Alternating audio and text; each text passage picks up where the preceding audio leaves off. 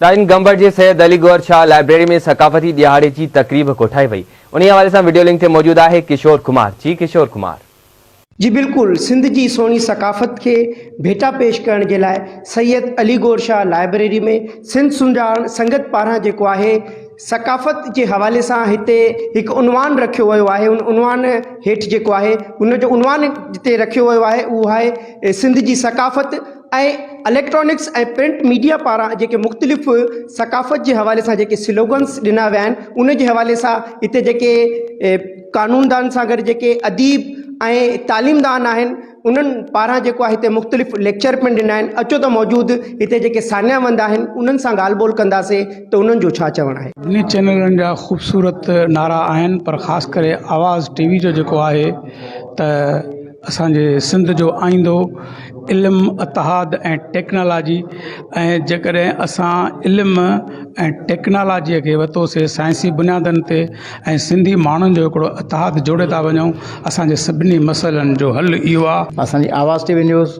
पंहिंजा ही प्रोग्राम रचाए सिंधी माण्हुनि में हिकिड़ी ज़हनी ताक़त पैदा करणु चाहे थी ऐं इहो शो ॾियणु चाहे थी त सिर्फ़ु तव्हां 3 डिसंबर ते न पर इहो मुसलसिल तव्हां पंहिंजी टेक्नोलॉजी वधायो ऐं इल्मु बि वधायो ऐं इतिहाद बि वधायो। जॾहिं क़ौमुनि में जॾहिं इतिहाद पैदा थींदा त क़ौमूं तरक़ी कंदियूं। सकाफ़त काई बि ज़बान रुॻो न हूंदी आहे, उन में इल्मु हूंदो आहे, उन में फ़हमींदाई हूंदी आहे, उन में हुनुर हूंदो आहे, उन में वॻा हूंदा आहिनि, वेस हूंदा आहिनि, ईदूं हूंदियूं आहिनि, लाॾा हूंदा आहिनि।